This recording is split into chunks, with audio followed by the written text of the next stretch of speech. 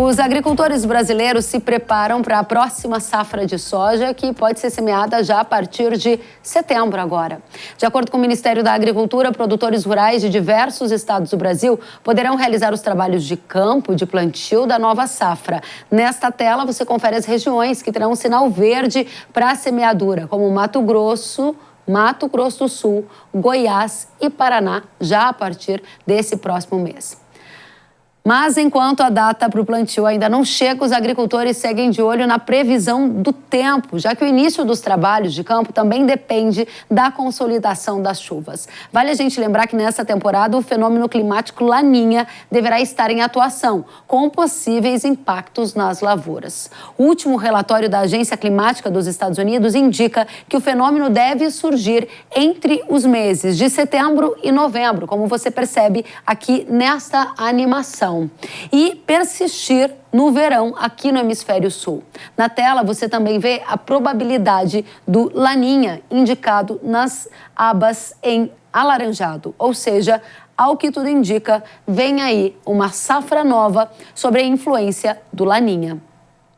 O que isso significa na prática, a gente vai saber agora com o Marco Antônio dos Santos, diretor da Rural Clima. Marco Antônio, seja bem-vindo à Jovem Pan News. Eu que agradeço, é um prazer estar aqui com você, Kelly. Marco, obrigada pela companhia. Quando que as chuvas plantadeiras vão chegar e em quais regiões chegarão primeiro? Olha, Kelly, eu vi você mostrando aí, né, que agora em setembro, né, o vazio sanitário termina em regiões aí do centro-oeste, porém não há chuvas previstas para esse próximo mês aí, né? Caso as chuvas venham a ocorrer, seriam mais na última semana de setembro.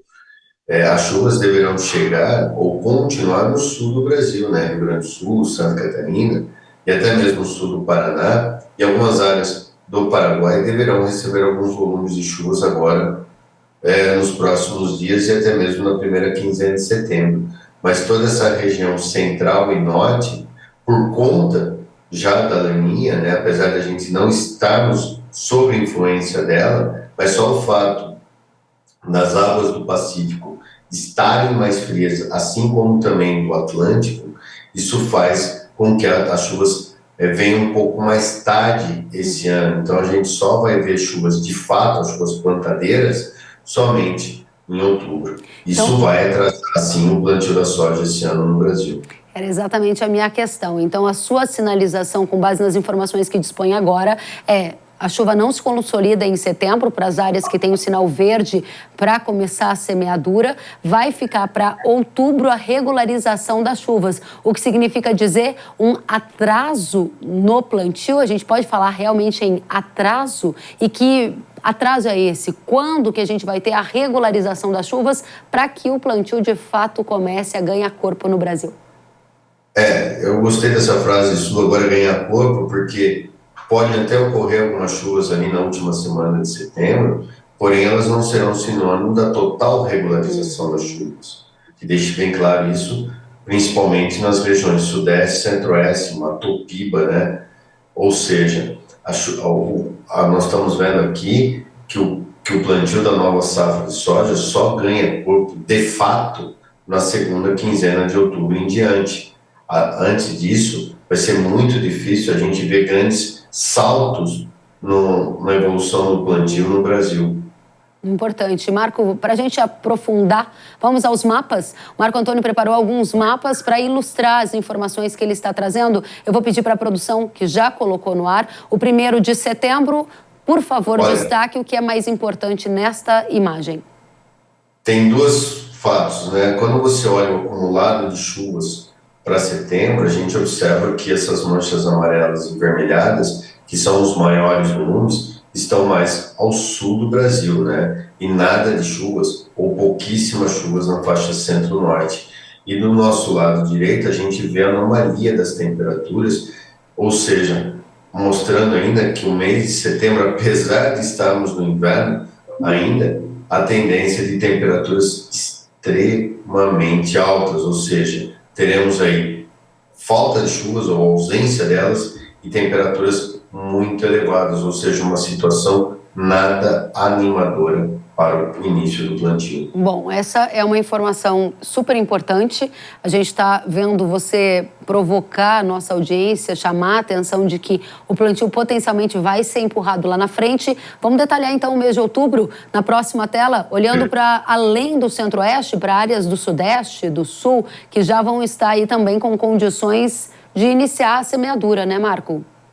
Exatamente. Se você reparar nesse mapa do lado esquerdo nosso, que é o acumulado de chuvas para outubro, Kelly, até há algumas chuvas. Essas manchas verdes já significam alguns volumes de chuvas. Mas reparem que estão ainda de baixa intensidade. Os altos volumes, que são essas manchas amarelas para o vermelho, já são chuvas mais concentradas ou maiores volumes aí no sul. E quando a gente olha para o mapa à direita e vê a anomalia da temperatura, reparem que ainda temos temperaturas muito acima da média.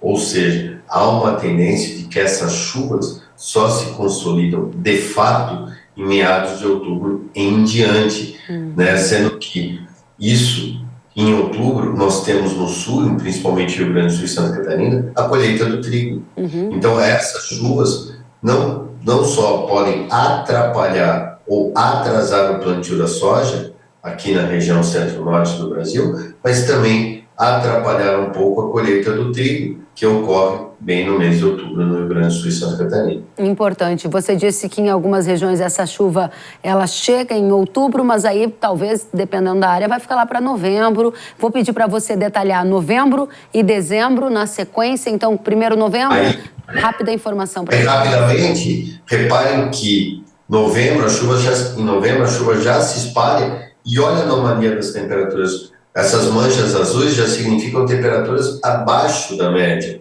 A mesma coisa, se a tua produção colocar o mês de dezembro, vai mostrar exatamente isso. A chuva já totalmente espalhada, ou seja, já consolidada, sendo que os maiores volumes começam a ser observados na faixa centro-norte do Brasil e por conta da passagem mais frequente de frentes frias, as temperaturas tendem a ficar abaixo da média, bem diferente do que vimos no ano passado, ao longo da safra 23-24, que estávamos sob efeito de El Niño forte, mas que trouxe temperaturas bastante elevadas, se vocês se recordam. Agosto foi marcado por temperaturas altas, setembro, outubro e principalmente novembro, com recordes de temperaturas elevadas. Esse ano não. Esse ano, por conta de uma laninha que deve se configurar no trimestre setembro, outubro e novembro, dezembro, mais para o final do ano, a chuva já totalmente consolidada e temperaturas mais ou menos. Aí sim, nós teremos aí um andamento melhor do plantio. Ou seja, tudo está caminhando, cara, para um atraso sim. Isso coloca uma pressão enorme, não para a produção de soja, mas para as lavouras de segunda safra. Muito bem, a gente vai chegar na segunda safra daqui a pouquinho. Antes disso, laninha para o Brasil é um laninha favorável para a safra recorde? A gente tem visto algumas notícias dos Estados Unidos e eles dizendo que a safra de soja por lá vai muito bem. A safra daqui vai ser ajudada ou atrapalhada pelo laninha com as características que a gente sabe que ele terá a partir do que você disse? Não, vão ser excelentes. Tudo está caminhando para que esse ano podemos ter uma safra muito, muito boa, até com recordes de produtividade. É uma laninha de fraca intensidade, de curta duração, ela não deve persistir por muito tempo, né? Acho que o único ponto de atenção aqui basicamente são dois. Primeiro, esse início de safra, que vai ser um pouco mais complicado por conta desse atraso no início das chuvas. Então, o produtor, né, todo o mercado tem que ficar ciente que é um início um pouco mais complicado. E depois, talvez, a gente vai falar um pouco de janeiro e fevereiro na sequência, mas com algumas invernadas ali no verão. Vamos para lá, então, ver as invernadas que devem ocorrer em janeiro e fevereiro e também a condição para a semeadura do milho, que você já fez um alerta para a segunda safra. Qual é o seu destaque para janeiro 25 na tela? Olha lá, Kelly, quando a gente olha, a gente observa que tanto janeiro e depois fevereiro, essas manchas vermelhas são chuvas muito acima da média. Então, há uma tendência de que tenhamos, sim, alguns períodos de invernada. Lógico, nós está muito cedo ainda para falar, né, de qual período vai ser mais chuvoso, né, se é janeiro, se é fevereiro, se é final de dezembro, ainda está muito longe para fazer esse diagnóstico. Mas o fato é que quando a Laninha ganhar o seu pico, que deve ser ali entre dezembro e fevereiro, isso tira um pouquinho a pressão de chuvas do sul do Brasil, pode sim ter uma pequena estiagem, nada que vai trazer problemas, mas pode ter um pouquinho de estiagem no sul e colocar chuvas muito mais concentradas, ou seja, aquelas famosas áreas que as chuvas ficam aí por 15 dias consecutivos. Então, de uma forma geral, esse ano eu tenho muito mais preocupação com excesso de dias chuvosos do que a ausência de chuvas. Muito bem, Marco Antônio dos Santos, eu agradeço por trazer essas informações sobre a chegada das chuvas plantadeiras para a safra de verão e também alguns alertas já para a segunda safra de milho em 25. Volte sempre, obrigada a você, a Rural Clima, pela presença. Eu que agradeço, Kellen, sempre uma honra, um prazer enorme estar aqui falando com você e toda a sua audiência. Obrigada, Marco, até a próxima.